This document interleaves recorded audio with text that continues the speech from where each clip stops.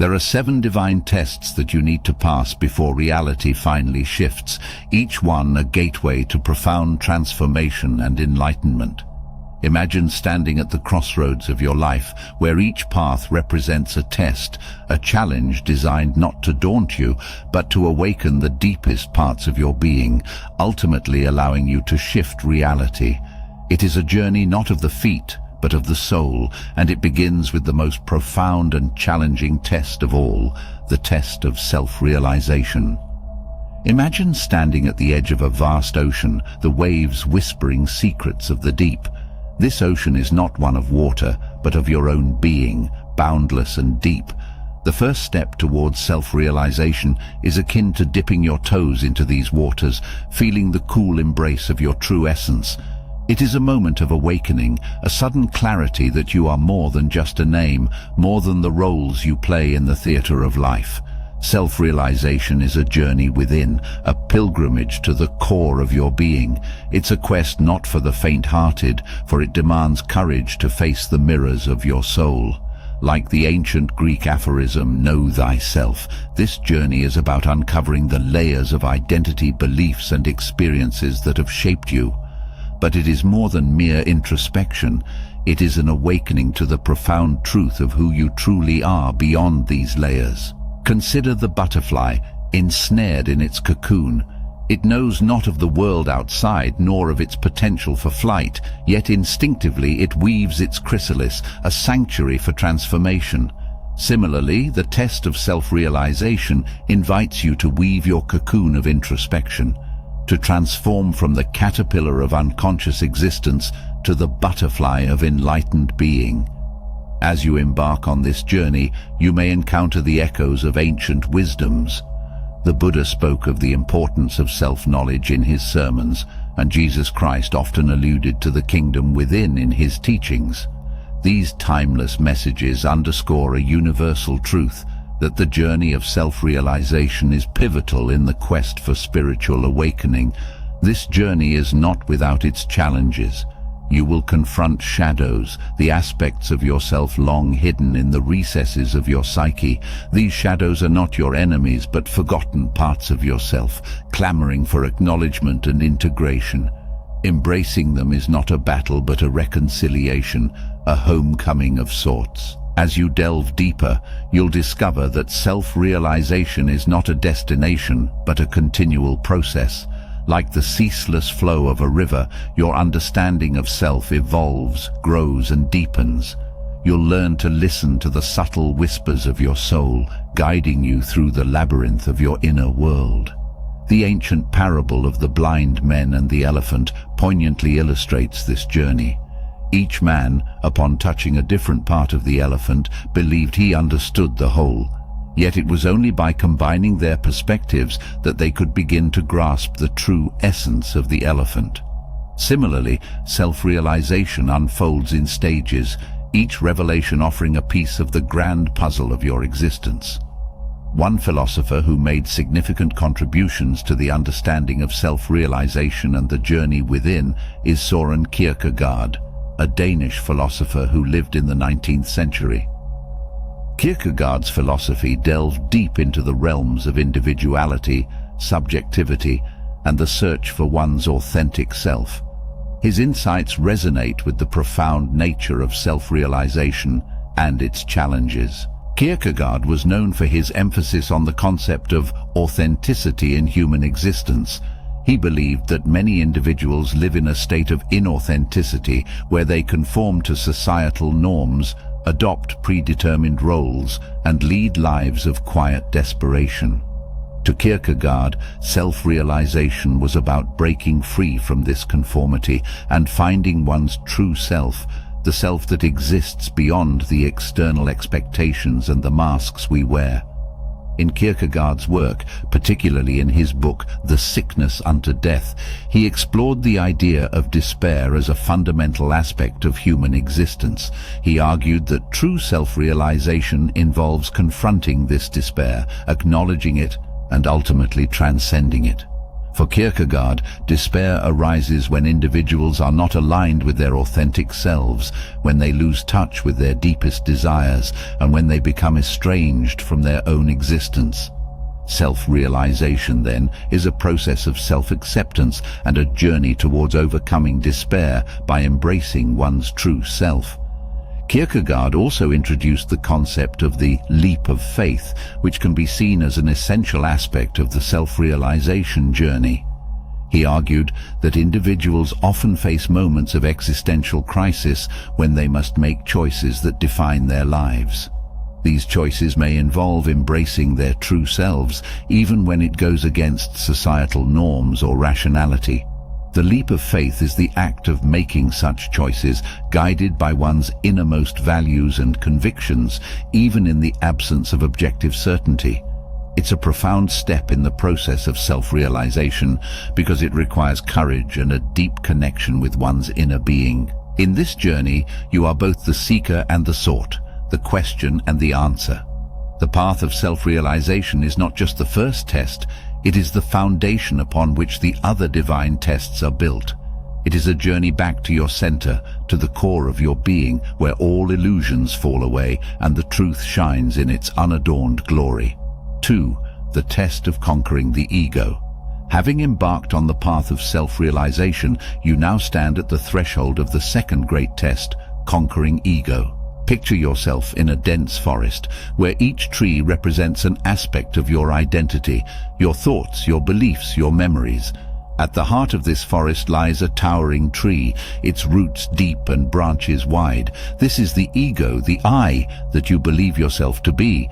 It is a construct, a collection of experiences and societal labels, but it is not the true essence of who you are.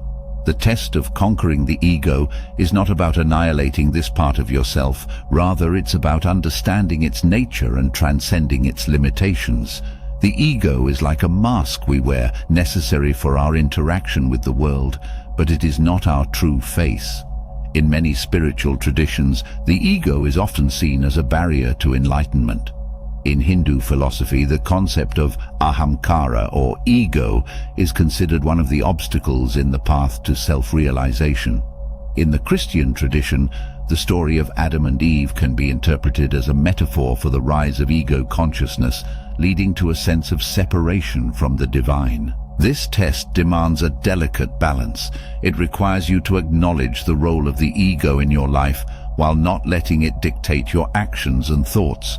It's about realizing that you are the sky, vast and limitless, and the ego is just a passing cloud.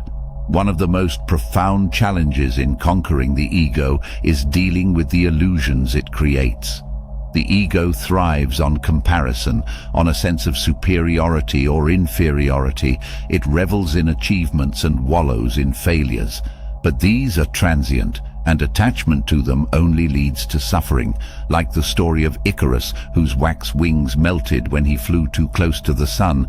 The ego's aspirations often lead to a fall, a reminder of its impermanent and fragile nature. To conquer the ego, one must practice humility and mindfulness. Humility, not in the sense of self-deprecation, but as a recognition of one's place in the grand scheme of things. Mindfulness, in being aware of the ego's tendencies, watching its dance without getting swept away in it. Imagine standing on a cliff, watching the waves crash against the rocks below. Each wave is a thought, a desire, a fear generated by the ego.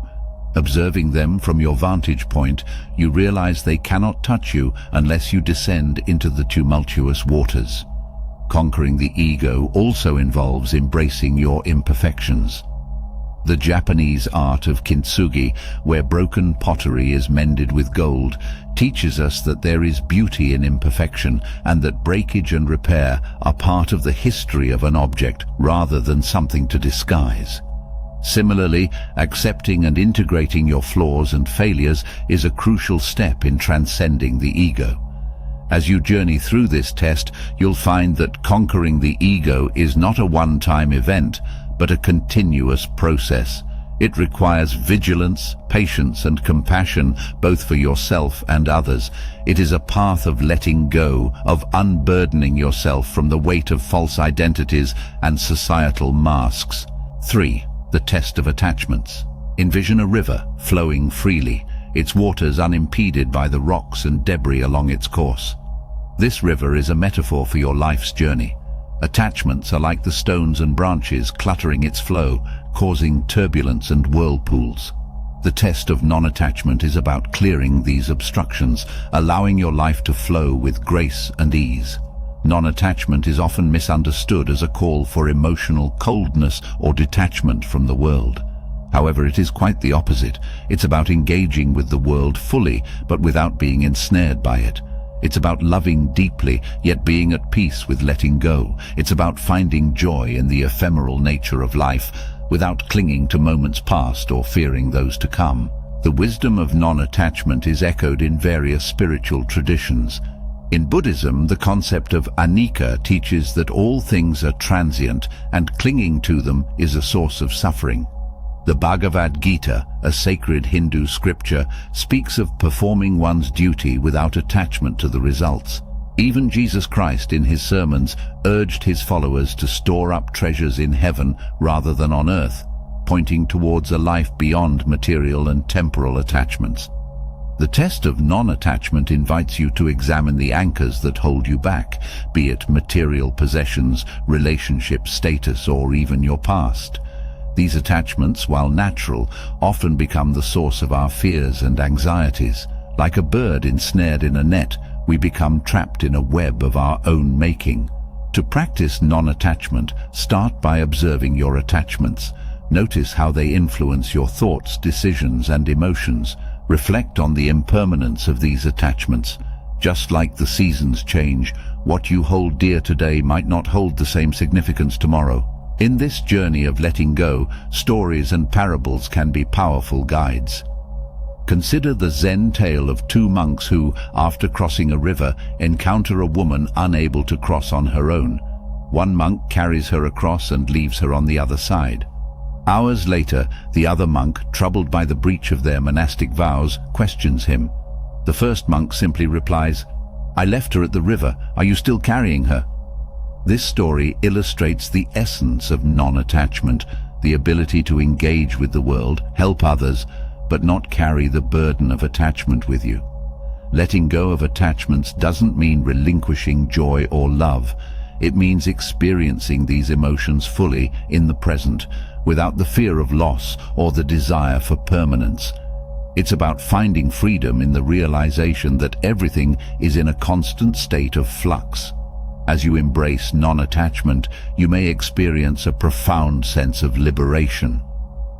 Freed from the shackles of possessiveness, you start to appreciate the beauty of the transient. You begin to live more in the present, savoring each moment as it comes and letting it go as it passes. Keep in mind that letting go can be painful, especially when it comes to deep-seated attachments. But remember, the pain of letting go is often less than the pain of holding on to something that no longer serves your growth. In letting go, you do not lose. You gain a perspective that brings you closer to your true self. You gain the freedom to experience life in its fullness, unburdened by the need to cling, control, or possess. 4. The test of solitude. This stage of your journey beckons you into the quietude of your own company, inviting you to discover the riches that lie in stillness and alone time. Solitude is often mistaken for loneliness, but they are not the same. Loneliness is a feeling of emptiness and longing, a desire for external company. Solitude, on the other hand, is a chosen state of being alone, a time for introspection and self-connection. It's a sacred space where you can commune with your true self, away from the noise and demands of the external world. The wisdom of embracing solitude can be found across various cultures and spiritual traditions. The Taoist sage Lao Tzu spoke of knowing oneself as true wisdom and knowing others as mere cleverness. In the Christian monastic tradition, hermits retreated into the wilderness to find a deeper connection with God, free from worldly distractions. Even the Buddha, in his quest for enlightenment, found his answers in solitary meditation under the Bodhi tree. This test asks you to explore the depths of your inner world. In solitude, you face your deepest fears, your unspoken dreams, and the unheeded calls of your heart. It's a journey into the wilderness of your soul, where you discover aspects of yourself that have been drowned out by the cacophony of daily life. In this quietude, creativity and insight often flourish. Ideas and solutions that eluded you in the hustle and bustle of daily life emerge with clarity. Great thinkers, artists and leaders throughout history have attested to the value of solitude in nurturing creativity and vision. However, embracing solitude is not about shunning society or relationships. It's about finding a balance where you can engage with the world from a place of inner fullness rather than neediness. It's about building a relationship with yourself so robust that you can be in the world, but not of it. As you spend time in solitude, you may find that your sense of time changes. The urgency and haste that often dictate your life give way to a more measured and reflective pace. In this space, you learn the art of being with yourself, being with your thoughts, and being with the silence that speaks volumes. The test of embracing solitude is a transformative experience. It's a process of shedding the layers of external identity and basking in the pure essence of your being. It's a journey of self-discovery and self-acceptance where you learn to love your own company as much as you love the company of others. 5. The test of surrendering to the divine. Upon the path of your spiritual journey, having learned the art of solitude, you now approach a pivotal and deeply transformative stage, the test of surrendering to the divine. This is not just a step, but a leap into the realm of faith, trust, and divine communion. Visualize yourself standing at the edge of a magnificent cliff, overlooking an ocean of infinite possibilities. The horizon stretches far beyond your sight, symbolizing the vastness of the divine. Surrendering to the divine is like taking a trustful leap from this cliff, believing that you will not fall, but rather be carried by something far greater than yourself. Surrendering to the divine is often one of the most challenging tests on the spiritual path. It requires letting go of the need to control, to understand, and to predict. It is about releasing your grip on the steering wheel of life and trusting that a higher power is guiding you towards your highest good. This concept of surrender is central to many spiritual traditions. In Christianity, Jesus' prayer in the Garden of Gethsemane, "Not my will, but yours be done," exemplifies surrender to God's will. In Hinduism, the practice of bhakti yoga is about devotion and surrender to the divine. Surrendering to the divine does not mean adopting a passive attitude towards life. It is, in fact, an active and powerful choice. It means acknowledging that there is a greater wisdom at play, a cosmic orchestration that weaves the fabric of our lives in ways we cannot comprehend from our limited perspective. In this process, you learn to trust the journey, even when the path is shrouded in mystery. It is about understanding that the trials and tribulations, the joys and sorrows, are all part of a divine plan, sculpting you into the person you are meant to become. The test of surrendering to the divine is also about recognizing the ego's limitations. The ego, with its fears and desires, often tries to cling to control, creating resistance and suffering. Surrendering to the divine is a gentle yet profound letting go of this resistance, an acceptance of what is, and a faith in what will be. This surrender also involves opening your heart to the divine, allowing yourself to be vulnerable and receptive. It is about listening to the whispers of the universe, the subtle guidance that comes through intuition, serendipity, and the quiet voice within. The beauty of surrendering to the divine lies in the paradox that in giving up control, you gain a sense of empowerment. You start to move with the rhythm of life rather than against it. Challenges become less about obstacles to overcome and more about lessons to be learned. As you surrender, you may find that life flows more smoothly. The right people and opportunities seem to appear at the right time. you begin to perceive the interconnectedness of all things and the divine intelligence that underlies it all. The test of surrendering to the divine prepares you for the final stages of your spiritual journey.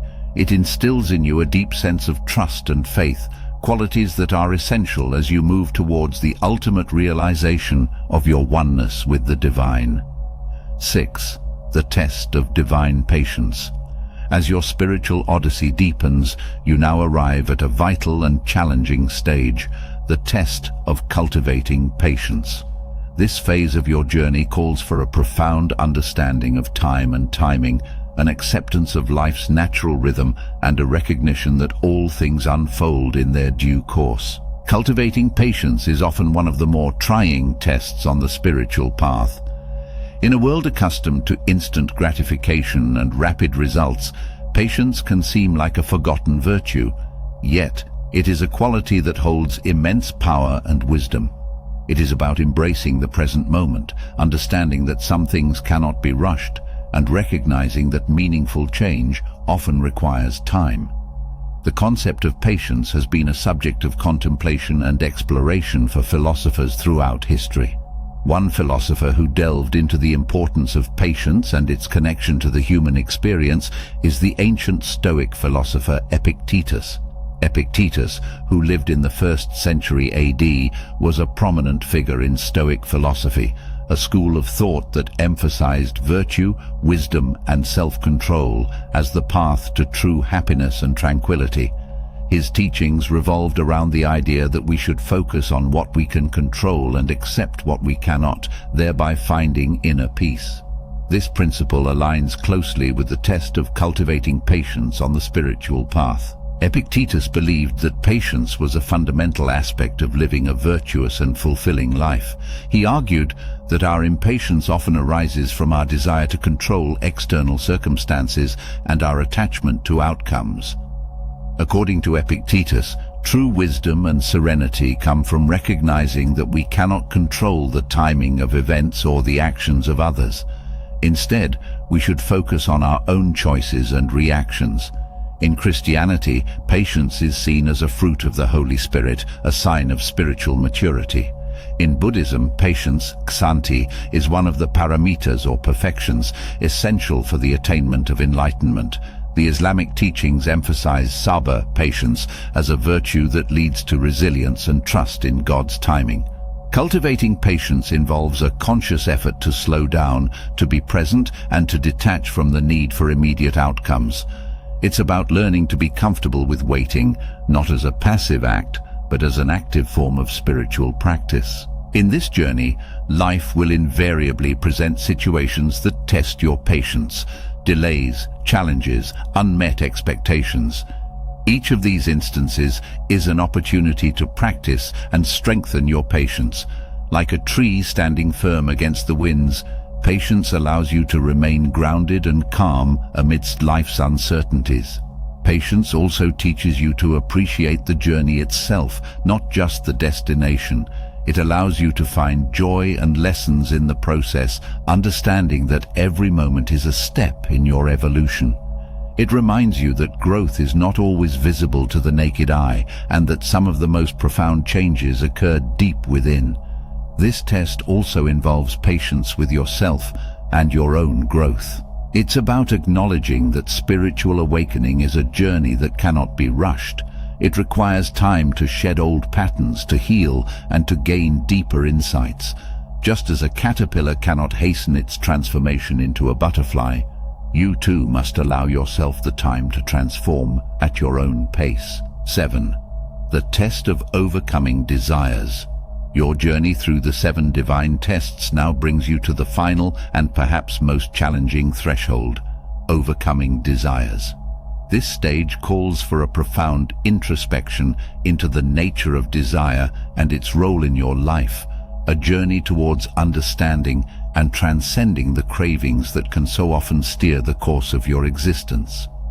Picture yourself in a bustling market, filled with an array of vibrant stalls, each offering different wares and pleasures. This market is a metaphor for the world of desires, a place where senses are constantly stimulated and wants seem endless. Overcoming desires is not about shunning this market or denying its existence, but about moving through it without being ensnared by its allure. Desire, in its essence, is a natural part of the human experience. It drives ambition, motivates creation, and can lead to profound discoveries and achievements. However, unbridled desire can also lead to a cycle of craving and dissatisfaction, a perpetual chase after fleeting pleasures that never truly satisfy. This test is not advocating for a life devoid of desire, but is instead an invitation to understand and master it. It's about distinguishing between superficial desires that lead to temporary pleasure and deeper aspirations that align with your true purpose and spiritual growth. Many spiritual traditions address the theme of desire. In Buddhism, the Four Noble Truths teach that desire is the root of suffering and liberation comes from overcoming it. Hinduism speaks of Trishna, the endless cycle of desires, and the importance of transcending them through self-realization. Even in Christianity, the teachings of Jesus often pointed towards a life beyond worldly desires, focusing on spiritual richness. Overcoming desires involves a deep exploration of what you truly seek. Often, what manifests as physical or material desires is a deeper yearning for love, acceptance, fulfillment, or connection. By understanding the root of your desires, you begin to free yourself from their grip. This journey requires mindfulness and self-awareness. It's about observing your desires without judgment, understanding their origins, and consciously choosing which desires to pursue and which to let go. This process is not about repression, but about making choices that are in harmony with your highest self. The practice of overcoming desires also leads to a profound sense of freedom. You are no longer driven by compulsive wants or societal expectations.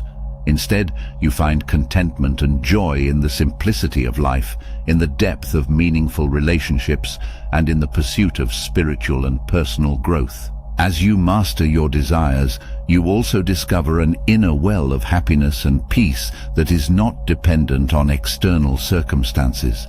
You learn that true fulfillment comes not from acquiring or achieving, but from being present, being in harmony with yourself, and being connected to the universe. This final test is a powerful culmination of all the lessons learned in the previous stages.